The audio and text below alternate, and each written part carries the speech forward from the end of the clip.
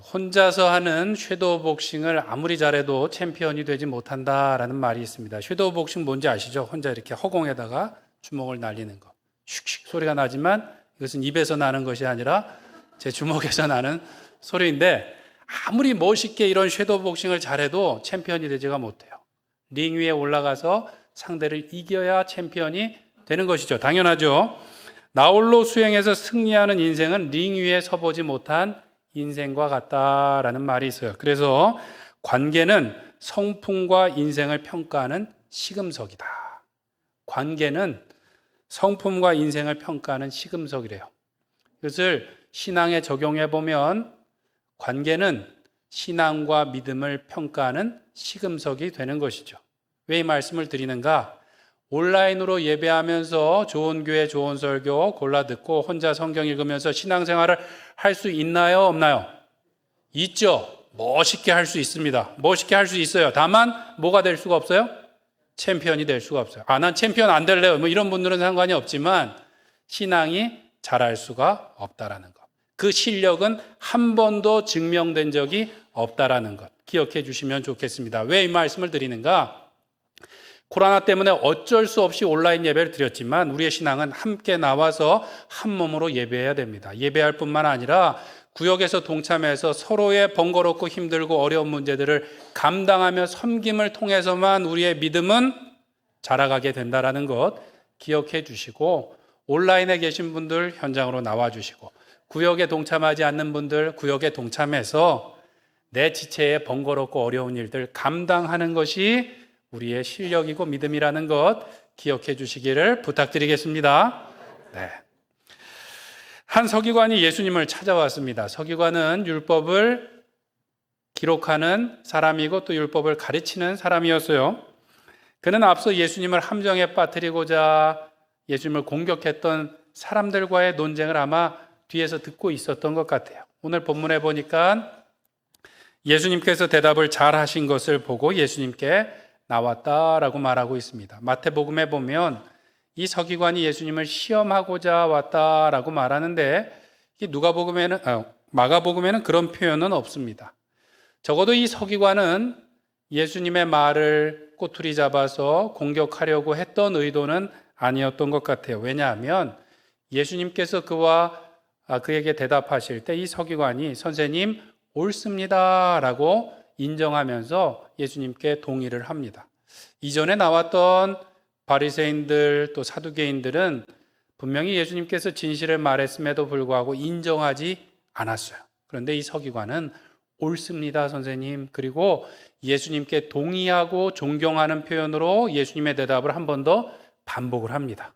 맞습니다, 주님. 그 말씀이 맞습니다. 라고 이야기를 하죠. 예수님께서도 이 사람을 인정하시는데 뭐라고 말씀하시냐 하면 그가 천국에서 멀지 않았다라고 말씀하셨어요.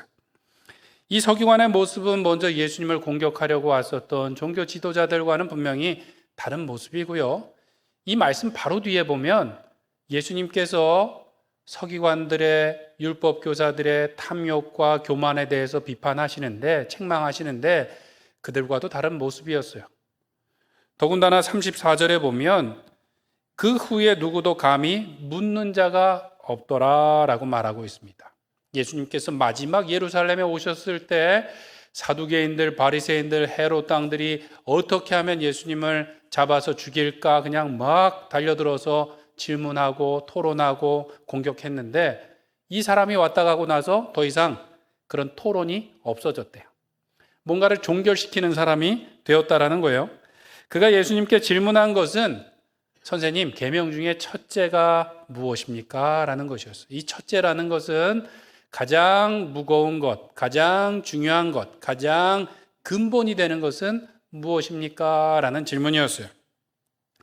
여기서 말하는 모든 계명이라는 것은 십계명만을 말하는 것이 아니라 유대인들의 서기관들과 랍비들이 해석해 놓은 장로들의 유전을 말합니다. 이 서기관들과 랍비들은 이 모세의 율법이 총 613가지의 명령으로 이루어졌다라고 이렇게 구분을 했습니다. 왜 613가지인가? 뭐뭐를 하라라는 긍정적인 명령이 248개, 그리고 뭐뭐를 하지 말라라는 명령이 365개가 있더라라고 이제 이 서기관들이 그냥 분류를 해놓은 거예요. 근데 여기서 끝난 것이 아니라 이 조항들을 적용하고 또 새로운 일들에 대해서 해석하는 일들을 토론하면서 그것을 적어 놓은 것이 뭐냐면 이제 탈무드 책입니다. 이렇게 두꺼운 전집같이 되어 있는 탈무드에 그런 것들이 적혀 있어요.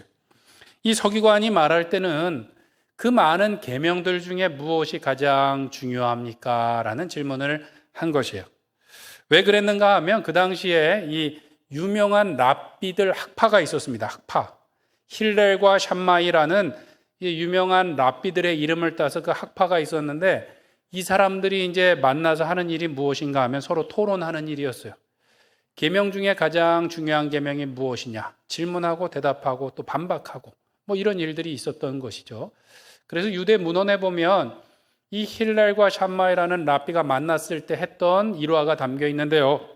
어느 날 샴마이라는 랍비가 힐렐에게 물었습니다. 내가 한 다리로 서 있는 동안 토라 전체를 가르쳐보라 라고 말했어요. 내가 한 발을 들고 서 있을 테니까 그동안에 이 율법 전체를 나한테 한번 가르쳐봐라 라고 말한 거예요. 그랬더니 힐렐이 말하기를 내게 해로운 것을 내 이웃에게 행하지 말라. 이것이 토라의 전체이며 나머지는 해설이다 라고 대답을 했다고 합니다. 서로 율법에서 무엇이 중요한지 그것을 토론하면서 이렇게 지냈다라는 거예요. 아마도 이 서기관은 이런 마음으로 예수님께 왔던 것 같아요. 옛날에 중국 무술 영화를 보면 도장을 찾아가서 한 수 배우러 왔습니다. 뭐 이렇게 하면서 도전하지 않습니까? 이 서기관은 예수님께서 대답을 잘 하시는 것을 보고 한 수 배워야 되겠다. 또는 내가 한 수 가르쳐 줘야지. 뭐 이런 마음으로 왔던 것 같아요. 그런데 이 서기관들이 이 율법을 세분화하고 더 많게 만들고 복잡하게 만들었던 진짜 이유는 무엇일까요? 또 그렇게 율법의 계명들을 오히려 더 많이 이렇게 만들어 놓고 나서는 하는 일이 뭐냐면 무엇이 더 중요한지, 무엇이 더 먼저인지를 이렇게 토론했던 이유는 정말로 율법을 어떻게든 잘 지키고 싶은 마음에서일까요? 아니면 어떻게든 조금 덜 지켜볼까 하는 마음일까요? 분명히 그들의 표면적으로 했던 말은 율법을 잘 지키기 위해서 그렇게 한다고 했겠죠. 그런데 사실 속마음은 뭐냐 하면 율법을 어떻게 하면 덜 지킬까 하는 마음이 그 안에 있었던 거예요. 왜 그런가 하면 율법에 분명히 기록이 되어 있는데 살다 보면 거기에 기록이 되어 있지 않은 일들이 발생하기도 하고 이 일과 저 일이 겹쳐서 발생해서 판단하기 애매한 경우가 있을 수 있는 거죠.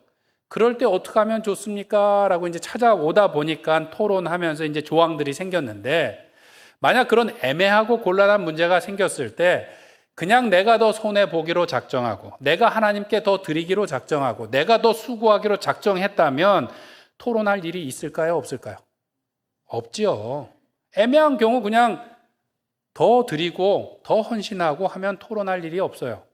그런데 굳이 랍비들을 찾아가서 물어보고 예외 조항을 만들고 하는 일은 어떻게 하면 좀 덜 지킬 수 있을까라는 마음이 그 안에 있었다라는 것이죠.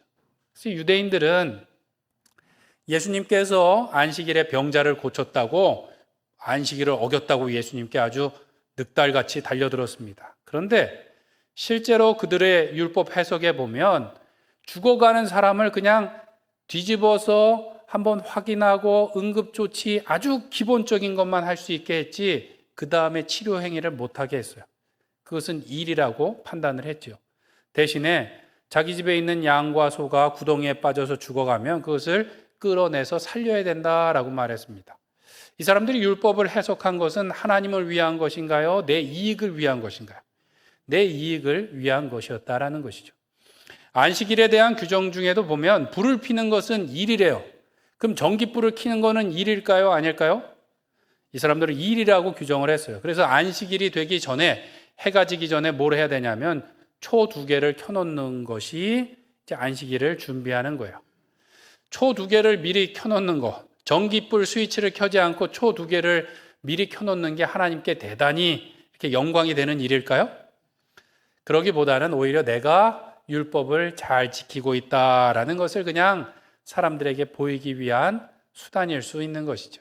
그러니까 이 서기관들과 또 율법 교사들은 자기의 이익을 위해서 또 자기가 옳게 보이고자 이렇게 율법의 조항들을 늘어놓았다라는 것입니다. 누가복음에 보면 이 율법 교사가 한 가지 더 질문을 하는데, 그러면 내 이웃이 누구입니까? 이웃이 몰라서 물어본 것이 아니라 예수님과 그 주위에 있었던 사람들 앞에 자신이 더 옳다라는 것, 똑똑하다라는 것, 율법을 더 안다라는 것을 보이려고 그렇게 질문했다라는 것이죠. 율법을 잘 지키지 않으려고, 자기를 옳게 보이려고 뭐가 늘어난 거예요? 율법이 늘어나고 말이 늘어나고 했던 일들이 있었다라는 것이죠. 오늘날 우리도 신앙생활하면서 비슷한 일들이 있습니다. 교회에서 뭔가 일을 하려고 하면 금방 의견 일치가 돼서 일사천리로 진행이 되나요? 아니면 다양한 의견이 생기나요? 다양한 의견이 있고 하여튼 사람마다 다 생각이 다른 것을 보게 됩니다. 어떤 분들은 우리 교회가 선교에 지금 당장 힘을 써야 된다라고 말씀하시기도 하고, 어떤 분들은 예배가 더욱더 영감 있게 지금 되도록 교회가 힘써야 됩니다. 또 어떤 분들은 주일학교에 지금 더 힘을 써야 됩니다. 어떤 분들은 또 지역사회 구제가 중요합니다. 그래야 정말 빛과 소금의 역할을 하는 거 아닙니까? 라고 이제 저에게 와서 말씀하시면 무엇이 맞다고 말씀드릴까요? 구제입니까? 선교입니까? 교육입니까? 예배입니까? 다 맞죠. 다 맞아요. 다 맞다 보니까 이제 문제가 생기는 거예요. 찾아오셔서 말씀하시면 맞습니다 라고 그러면 거 보세요. 목사님도 그렇게 생각하시지 않습니까? 목사님의 뜻이 제일 중요하니까 빨리 그렇게 했으면 좋겠다라고 말씀을 하세요. 그렇게 말씀하시는 분은 정말 제 의견이 중요한 거예요? 본인 의견이 중요하신 거예요? 본인 의견이 중요하신데 이게 한 분이면 괜찮은데 여러분이 저에게 찾아오시니까 제가 곤란할 때가 좀 있어요. 그런 것들을 좀 이해해 주십사 이 자리를 빌려서 말씀을 드립니다. 교회 일은 회사 일처럼 잘 안 돼요. 다양한 의견이 있고 뭔가 일을 하나 실행할 때도 그냥 간단한 일인데 회의가 길어질 때가 있어요. 왜 길어질까요? 묘두현령이라고 아무리 좋은 의견은 많이 나왔는데 막상 고양이 목에 방울 달 사람이 없는 거예요. 누군가 더 책임을 져야 되고 누군가 더 헌신을 해야 되고 누군가 더 책임을 지고 일을 해야 되는데 선뜻 그런 사람은 나타나지 않으니까 자꾸 회의가 길어지는 것이죠. 우리의 신앙생활도 마찬가지입니다. 신앙생활이 복잡하고 이렇게 뭔가 고민이 많아지는 이유는 하나님께 어떻게 하면 더 잘할까라는 생각보다는 우리 마음 가운데 다른 생각이 들 때예요. 제가 미국에서 사역할 때 이제 미국처럼 복지가 잘 돼 있는 나라는 월급이 나올 때 이미 공제되고 나오는 그 비중이 굉장히 큽니다. 한 30%가 좀 넘을 경우가 있어요.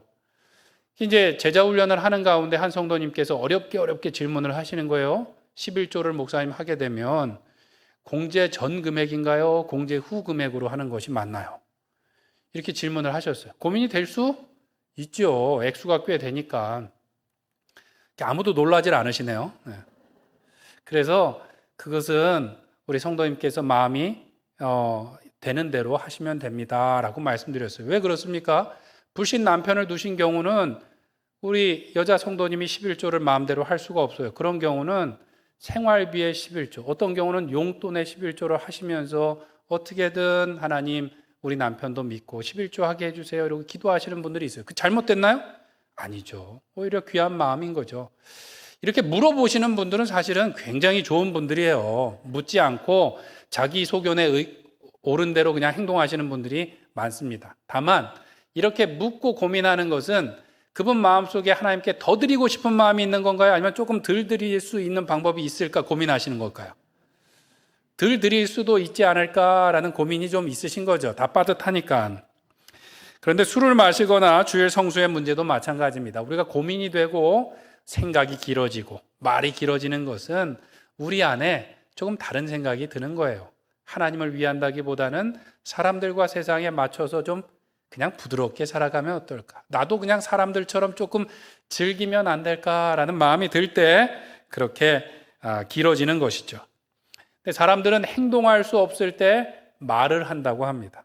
말이 많아지는 건 뭐예요? 헌신하고 순종하기 어려울 때, 싫을 때 말이 많아지는 것이죠.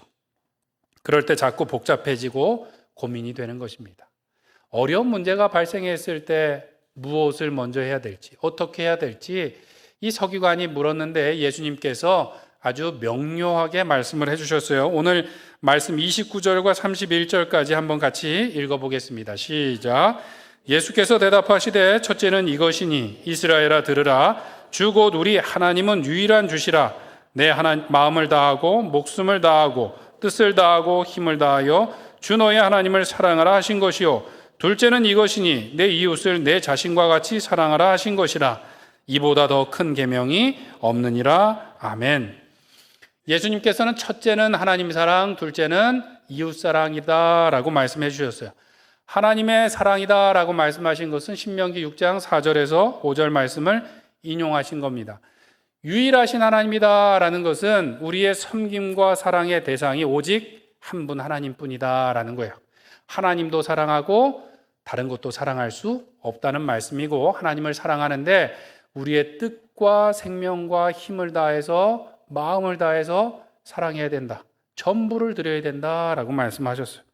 이웃을 사랑해야 되는데 이 말씀은 레위기 19장에 나온 말씀인데, 이웃을 사랑할 때 그냥 최선을 다해라가 아니라 내 몸을 사랑하는 것처럼 사랑하라 라고 말씀하셨어요. 우리가 자주 하는 말이지만 굉장히 중요한 말씀이기도 하고 무거운 말씀입니다. 이 말씀들은 신명기와 레위기에 나오는 말씀일 뿐만 아니라 사실은 십계명 두 돌판에 적혀 있는 말씀을 사랑이라는 계명으로 예수님께서 하나로 연결해 주신 거예요. 예수님께서는 성경과 십계명을 요약해 주셨습니다. 무엇으로요? 사랑이라는 하나의 계명으로 요약해 주셨어요. 유대인의 랍비들과 서기관들은 613가지 계명에다가 그 이후에 또 여러 가지 세칙들과 부칙들을 더 붙였는데 예수님은 딱 한 가지만 하면 된대요. 사랑하면 된다고 말씀하셨어요. 너희에게 새 계명을 주노니 너희가 서로 사랑하라. 얼마나 쉽습니까? 한 가지만 하면 된다고 말씀하셨어요. 이 한 가지만 말씀하셨는데 이것은 결코 작은 것이 아니라 오히려 더 강력하고 더 확장되는 말씀입니다. 사랑한다라는 것은 단순하고 명료하지만 분명히 능력의 말씀인데, 우리는 이제 또다시 질문하게 되는 것이죠. 그러면 사랑한다는 것은 무엇인가라는 것이죠. 우리가 사랑합니다라는 말을 많이 하지만 실제로 사랑이란 무엇인가 이렇게 정의를 내리자면 결코 쉽지가 않습니다. 성경에도 보면 고린도전서 13장과 여러 곳에 사랑에 대해서 말하는데, 오늘 우리가 읽은 말씀은 요한이서 1장 6절 말씀입니다. 요한이서에 보면 이렇게 말씀합니다. 또 사랑은 이것이니 우리가 그 계명을 따라 행하는 것이요, 계명은 이것이니 너희가 처음부터 들은 바와 같이 그 가운데 무엇하라? 행하라 하심이라. 사랑하는 것은 말하는 것이 아니라 행동하는 거래요. 계명을 지키는 것이라고 말씀합니다. 우리가 말과 혀로만 사랑할 것이 아니라 행함과 진실함으로 하자. 사랑한다라는 것은 행동하는 것이라고 말씀하십니다. 때문에 예수님께서는 무엇이 가장 중요한 계명인지 말씀으로만 하신 것이 아니라 실제로 보여주셨어요. 어디에서요? 십자가에서 하나님 사랑과 이웃 사랑이 무엇인지를 십자가에서 친히 보여주셨다라는 것이죠. 예수님께서 우리에게 가장 중요한 계명이 무엇이냐? 사랑하라고 말씀하셨는데 그 사랑을 어떻게 할 것인가? 예수님의 십자가를 본받아야 될 줄로 믿습니다. 예수님께서는 아무든지 나를 따라오려거든 날마다 자기를 부인하고 제 십자가를 지고 나를 따를 것이니라 라고 말씀하셨어요. 사랑한다라는 것은 그냥 조금 맞춰가는 것이 아니라 자기를 부인하고 하나님께 순종함으로 십자가를 지는 것이다 라는 것이죠. 하나님을 사랑하는 것은 무엇인가? 순종하는 거예요. 어디까지요? 십자가를 지기까지. 빌립보서 2장 8절에 보면 사람의 모양으로 나타나사 자기를 낮추시고 죽기까지 복종하셨으니 곧 십자가에서 죽으심이라. 예수님의 마음을 본받으라 라고 말씀하면서 예수님이 어떻게 복종하셨는가? 십자가에 죽기까지 복종하셨다라는 거예요. 하나님을 사랑한다라는 것은 하나님의 말씀에 순종하는 것을 말합니다. 십자가 사랑이란 순종하는 거예요. 상대에게 나를 맞춰가는 것이 사랑이지 상대를 바꾸는 것은 사랑이 아니라는 것이죠. 사랑하면 상대가 무엇을 좋아하는지 고민하고 가능하면 내가 더 그것을 맞춰가고 또 전해주려고 노력합니다. 하나님을 사랑한다라는 것도 마찬가지예요. 하나님의 말씀에 순종하는 것입니다. 어디까지요? 십자가를 지기까지 순종하는 거예요. 지난 8월에 우리 오후 예배 이음오십 때 모퉁이돌 선교회 북한 선교라는 이상 목사님이 오셨는데 그분이 쓰신 책이 뭐냐면 예 하나님이에요. 예 하나님. 하나님께 순종하는 것이란 무엇인가 묻지 않는 거래요. 하나님이 말씀하실 때 그거 왜 해야 돼요? 어떻게 해야 돼요? 묻는 것이 아니라 예 하나님 그러고 그냥 순종하는 것이 하나님께 순종하는 것이고 사랑하는 것이다 라고 말씀하셨습니다. 우리가 하나님을 사랑한다 라고 말하면서 오히려 하나님을 바꾸려고 할 때가 있어요. 하나님 이렇게 좀 해주세요. 나는 순종하지 않으면서 하나님을 바꾸려고 하고 또 우리가 서로를 사랑한다고 하면서 누군가에게 우리의 지체들에게 가족들에게 내가 맞추어가는 것이 아니라 좀 내 마음대로 좀 바꿔주세요 라고 요구할 때가 많다라는 것이죠. 하나님께서 말씀하실 때 예 하나님 기도하고 순종하는 것이 아니라 여기저기 전화해서 이것이 옳지 않습니까? 이렇게 좀 바꿔주세요 라고 말할 때가 있어요. 내 마음대로 바꿔주면 좋은 사람이고 사랑이 많은 사람이고 내 마음대로 안 해주면 나쁜 사람이고 사랑이 없는 사람이라고 말할 때가 있어요. 그런데 우리가 다른 사람 보고 사랑하라고 맞추라고 말하기보다는 내가 사랑함으로 순종하고 맞춰가고 섬기실 수 있는 우리 귀한 로뎀교회 성도님들 되시길 간절히 축원드립니다.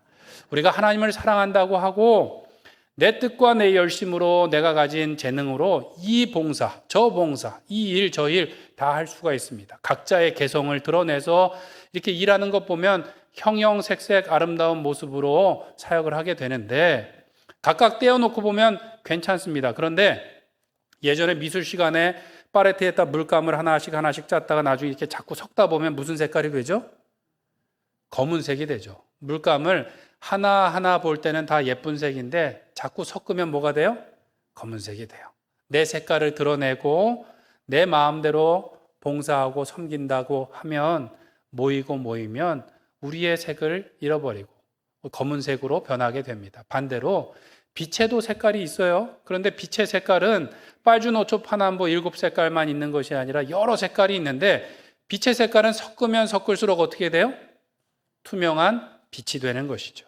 우리가 나의 뜻과 나의 방법과 나의 생각을 내려놓고 오직 예수님만 드러낼 때 빛의 색깔처럼 빛의 자녀들처럼 하나님의 영광을 드러내게 될 줄로 믿습니다. 바라기는 하나님의 뜻에 온전히 순종하여 섬김으로 귀한 섬김이 모이면 모일수록 더 아름다운 하나님의 색깔을 드러내며 또 빛의 자녀들로서 살아갈 수 있는 귀한 우리 로뎀교회 성도님들 되시길 간절히 축원드립니다. 두 번째로 십자가의 사랑을 본받는다는 것은 나를 드리는 거예요. 하나님께 드리고 나의 지체들에게 나를 내어주는 것을 의미합니다. 요한복음 15장 12절에서 14절에 보면 이렇게 말씀합니다. 내 계명은 곧 내가 너희를 사랑한 것이라 것같이 너희도 서로 사랑하라 하는 이것이니라. 사람이 친구를 위하여 자기 목숨을 버리면 이보다 더 큰 사랑이 없나니 너희는 내가 명하는 대로 행하면 곧 나의 친구라 라고 말씀하셨어요. 사랑하는 것은 무엇인가? 친구를 위하여 자기의 목숨을 버리는 것이다. 내가 너희를 사랑한 것처럼 너희도 서로 사랑하라 라고 말씀하셨어요. 십자가를 진다는 것은 전부를 주는 것을 의미합니다. 그냥 최선을 다하는 것이 아니라 전부를 주는 거예요. 전부를 준다라는 것은 한 번에 되는 것이 아니라 날마다 순종을 통하여 날마다 또 뭔가 나를 헌신함을 통하여서 우리가 배워갈 수 있다라는 것이죠. 우리가 찬양하고 이야기할 때는 쉽게 주님을 위하여 어디든지 가겠습니다. 주님이 가라 하시면 가고 멈추라 하면 멈추겠습니다. 말은 잘하지만 한 번에 되는 것이 아니에요. 말이 쉽지 무슨 순교할 각오로 한다? 말이 쉽죠. 우리가 생명을 드리고자 하면 먼저 뭘 드릴 수 있어야 되냐면 나의 가장 소중한 것도 드릴 준비가 되어 있어야 되는 것이죠. 내 소중한 것을 드릴 준비가 되기 위해서는 나에게 덜 소중한 것들도 얼마든지 드릴 준비가 연습이 되어 있는 사람만이 우리의 소중한 것도 목숨도 주님 앞에 드릴 수 있는 줄 믿습니다. 때문에 사랑한다는 것은 주는 거예요. 예수님께서 십자가에서 자기의 목숨을 주신 것처럼 우리도 나를 줘야 되는데 한 번에 안 되니까 자꾸 연습을 해야 돼요. 조그만 것도 자꾸 주는 연습을 해야 되는 것이죠. 교회 권사님들 중에는 그런 분들이 있어요. 장례를 가거나 어디 장거리를 가면 가방을 하여튼 큼지막한 것을 들고 오세요. 그리고 가방에서 출발 전부터 뭐가 자꾸 나와요. 농사 지었다고 뭐 열매가 듣도 보도 못한 열매를 막 먹이시고, 그리고 옆집에서 준 옥수수라 그러면서 한번 먹어보라고 주시고, 이제는 정말 끝났어요 그러더니 또 나와요. 자꾸 나누고 싶은 것은 그분의 형편이 넉넉하기 때문이 아니라 그분 안에 사랑이 많기 때문인 것이죠. 굳이 직분이 있어서가 아니라 마음이 있으니까 자꾸 나누고, 나누다 보니까 더 풍성해지고, 그래서 잘 나누게 되는 것이죠. 우리도 말을 풍성하게 할 것이 아니라 나눔을 풍성하게 할 때 우리 안에 예수님의 사랑이 더욱더 풍성하게 될 줄로 믿습니다. 톨스토이의 안나 카레리나라는 소설에 보면 이런 말이 나옵니다. 행복한 가정은 모두 비슷한 이유로 행복하지만 불행한 가정은 저마다 이유로 불행하다. 행복한 가정들을 보니까 그냥 기본적인 일들을 잘 함으로 그냥 다 행복하대요. 근데 불행한 가정을 보니까 저마다 다른 핑계와 원망과 이유들이 있더라는 거예요. 그러니까 행복한 교회는 기본적인 일들, 사랑과 섬김이 풍성함으로 기쁨이 넘치고, 행복하지 않은 교회는 뭐예요? 핑계와 원망과 말들이 넘치는 교회도라는 것이죠. 우리는 이 땅을 살아가는 가운데 행함이 아니라 말이 많고 사랑이 아니라 마음이 상했다라고 말하는 사람들이 많은 시대 가운데 살고 있습니다. 그런데 바라기는 우리를 통해서 더 이상 감히 묻는 자가 없게 되었더라라고 말하는 것처럼 더 이상 핑계와 원망이 없어지는 그 한 사람으로 살아가기를 간절히 축원드립니다. 어떻게 할 수 있는가? 우리는 무엇이 더 큰 계명인지, 무엇이 더 첫 번째로 해야 되는 것인지를 고민하는 것이 아니라 하나님이 내게 얼마나 큰 분인지를 우리의 순종과 헌신을 통해서 보일 수 있는 주님의 자녀들 되시길 간절히 축원드립니다. 무엇을 먼저 할지 고민하기보다 우리가 오늘 할 수 있는 일을 할 때 하나님께서 우리에게 힘을 주실 줄 믿습니다. 사랑한다라는 것은 결코 쉽지가 않아요. 그렇지만 사랑할 때 우리가 예수님을 닮아가고 예수님의 기쁨이 우리 가운데 충만하게 될 줄로 믿습니다. 헨리 나우엔이라는 분이 이런 얘기를 했어요. 깊이 사랑하기를 주저하지 말라. 깊이 사랑할수록 마음은 더 찢어질 것이다. 그러나 찢겨진 조각들이 맺어낼 풍성한 열매로 인해 당신이 기뻐하게 될 것이다 라고 말했어요. 예수님을 따라 사랑한다는 것은 쉬운 일인가요? 어려운 일인가요? 어려운 일이에요. 우리의 마음이 다 깨어지고 찢어지는 일이고 우리의 몸이 상할 수 있는 일이지만 그 깨어진 조각들 가운데 하나님께서 예수님의 기쁨으로 채워주실 줄 믿습니다. 상처받을 것이 두려워서 도망가기보다는 담대하게 예수님을 본받아 나감으로 예수님의 기쁨에 동참하시는 우리 귀한 로뎀교회 성도님들 되시길 간절히 축원드립니다. 함께 기도하도록 하겠습니다. 우리 기도하실 때